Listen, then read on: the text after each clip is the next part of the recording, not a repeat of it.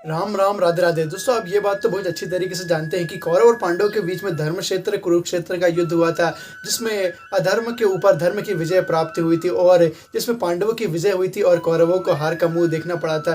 दोस्तों पर इस युद्ध के पीछे एक और कहानी है, आप सभी लोग नहीं जानते हैं उसके बारे में। जो एक बहुत ही अच्छे पात्र थे महात्मा विदुर, जो इतने शक्तिशाली होने के बाद भी उन्होंने इस महाभारत युद्ध में हिस्सा नहीं लिया। तो दोस्तों आज के इस वीडियो में हम यही जानेंगे, दोस्तों आप वीडियो के अंत तक बने रहिएगा। तो चलिए दोस्तों शुरुआत करते हैं। महात्मा विदुर को धर्मराज का अवतार बताया जाता है और अगर महात्मा विदुर चाहते तो वे इस युद्ध का हिस्सा बन जाते। और महात्मा विदुर के पास ऐसा धनुष था और ऐसे बाण थे जिससे वे शत्रु सेना को एक बार में ही समाप्त कर देते थे। तो दोस्तों हम महात्मा विदुर के बारे में बहुत विस्तार से आज की इस वीडियो में हम जानेंगे। आपको बता दूं कि महात्मा विदुर धृतराष्ट्र और पांडु के भाई थे और कौरव और पांडवों के काकाश्री थे। अब हम बात करते हैं महात्मा विदुर के जन्म के बारे में। तो हस्तिनापुर के राजा शांतु नरेश और उनकी एक पत्नी थी सत्यवती, जिससे उनको दो पुत्र की उत्पत्ति हुई थी, जिसका नाम था चित्रांगद और विचित्रवीर। तो उसकी बात यह कि दोनों पुत्रों के जन्म होने के बाद ही बचपन में ही उनके पिता शांतनु का देहांत हो गया और उसके बाद भीष्म पितामह ने ही उनका पालन पोषण करा। पर यहाँ पर गौर करने वाली बात है कि भीष्म पितामह कौन है। भीष्म पितामह शांतनु की पहली पत्नी गंगा के पुत्र थे और उसके बाद शांतनु को सत्यवती से प्रेम हो गया था और सत्यवती से विवाह कर रहा था।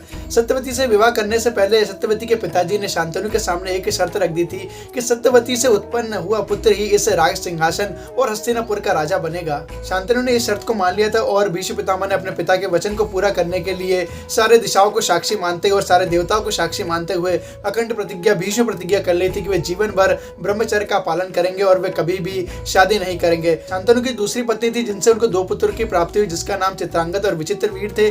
चित्रांगद बड़े हो गए और वे जब राजा के योग हो गए तो भीष्म पितामह ने उन्हें राज सिंहासन पर बिठा दिया। पर अफसोस की बात यह है कि चित्रांगद गंधर्वों के साथ युद्ध करने के दौरान मृत्यु को प्राप्त हो गए थे। हालांकि सत्यवती का दूसरा पुत्र विचित्रवीर भी युवा अवस्था में पहुंच चुका था और वह विवाह के योग हो गया था। जब भीष्म पितामह को पता चला कि काशीराज की तीन कन्याएं हैं, अंबिका और अंबालिका का स्वयंवर हो रहा है, तो वहां पर भीष्म पितामह जाके सारे राजाओं को परास्त कर देते हैं और उन तीनों कन्याओं को हस्तिनापुर लेके आ जाते हैं। कि जब बड़ी कन्या अम्बा ने भीष्म पितामह को बताया कि वह राजा शाल से प्रेम करती है, तो भीष्म पितामह ने उन्हें राजा शाल के पास छुड़वा दिया था और जो दो कन्या बची थी उनने विचित्रवीर से विवाह कर लिया था। पर विचित्रवीर रोगों से पीड़ित हो गए और कुछ ही दिनों के बाद उनकी मृत्यु हो गई और अफसोस की बात यह है कि उनकी कोई भी संतान उत्पत्ति नहीं हो पाई थी। शांतनु की जो दूसरी पत्नी थी सत्यवती, उनने भीष्म से बोला कि तुम विचित्रवीर की दोनों पत्नियों से पुत्र उत्पत्ति करो, तो भीष्म पितामह ने मना कर दिया कि वे पिता का वचन नहीं तोड़ सकते। तो सत्यवती ने अपने पुत्र वेदव्यास जी को याद करा, जो कि ऋषि पराशर के पुत्र थे और सत्यवती के पुत्र था।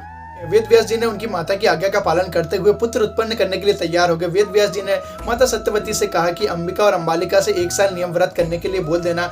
जब 1 साल होने के बाद वेदव्यास जी वापस आए तो उनने माता सत्यवती से कहा कि अंबिका और अंबालिका को मेरे सामने निर्वस्त्र होकर भेज देना। पर अंबिका और अंबालिका को इस काम करने में बहुत शर्म और लज्जा आ रही थी, तो माता सत्यवती ने उन्हें बहुत मनाया, जिसके बाद अंबिका और अंबालिका इस काम के लिए तैयार हो गई। बता दें कि जब वेदव्यास जी के सामने अंबिका गई तो वे वेदव्यास जी को देख के उसने नेत्र बंद कर लिए थे और जब वेदव्यास जी कक्ष के बाहर आए तो उन्होंने माता सत्यवती से कहा कि आपको बहुत तेजस्वी पुत्र होगा, पर इसने नेत्र बंद कर लिए थे, इसलिए इसका जो पुत्र होगा वह नेत्रहीन होगा। उसके बाद जब अंबालिका वेदव्यास जी के सामने गई तो वह वेदव्यास जी के सामने जाके घबरा गई और उसके बाद वेदव्यास जी जब कक्ष के बाहर निकले तो उन्होंने माता सत्यवती से कहा कि इन्हें जो पुत्र पैदा होगा वह रोग से पीड़ित होगा। उसके बाद माता सत्यवती चिंता में पड़ गई और माता सत्यवती ने अंबालिका से बोला कि तुम फिर से वेदव्यास जी के सामने जाओ। तो अंबालिका फिर से वेदव्यास जी के सामने नहीं गई और उसने अपनी जगह दासी को भेज दिया। जब दासी वेदव्यास जी के सामने गई तो दासी बिल्कुल भी नहीं घबराई और वे वहां पर निडर होकर खड़ी रही। और वेदव्यास जी जब कक्ष से बाहर निकले तो उन्होंने माता सत्यवती से कहा कि इस दासी का पुत्र बहुत ही बलवान और बुद्धिमान और धर्म पे चलने वाला पैदा होगा। और दोस्तों वह पुत्र और कोई नहीं, वह विदुर जी ही थे। वेदव्यास जी के कहे अनुसार अंबिका का पुत्र धृतराष्ट्र हुआ और अंबालिका का पुत्र पांडु हुआ, जो कि रोगों से ग्रसित था, और दासी पुत्र विदुर हुए, जो कि हमेशा धर्म पे चलते थे और वे आगे चल के धृतराष्ट्र के मंत्री बने। और धृतराष्ट्र कभी भी पांडु के अहित की बात करते थे तो विदुर ही थे जो उन्हें धर्म पर चलाते थे और उन्हें ज्ञान की बात बताते और नीति पर चलने के लिए हमेशा धृतराष्ट्र को समझाते रहते थे। विदुर जी पांडवों का पक्ष कर लिया करते थे, इसी कारण दुर्योधन उनसे ईर्ष्या करने लगता था और विदुर जी ने युधिष्ठिर को बता दिया था लाक्षय के षड्यंत्र के बारे में और उसे सचेत कर दिया था और उससे बचने के उपाय भी विदुर जी ने ही बता दिया था। दोस्तों मैं आपको बता दूं कि विदुर जी बहुत ही शक्तिशाली थे और प्रभु श्री कृष्ण ने उन्हें एक ऐसे धनुष बाण दिए थे जो चमत्कारी धनुष बाण थे, जिससे वे किसी भी सेना को परास्त कर सकते थे। असल बात यह है कि विदुर जी ने एक बार दुर्योधन को समझाया था कि वे युद्ध ना करे, पर दुर्योधन ने विदुर जी से बहुत अपशब्द बोल दिए थे। इसीलिए विदुर जी ने क्रोध में आकर वह धनुष बाण को तोड़ दिया था और युद्ध ना करने का निर्णय ले लिया था।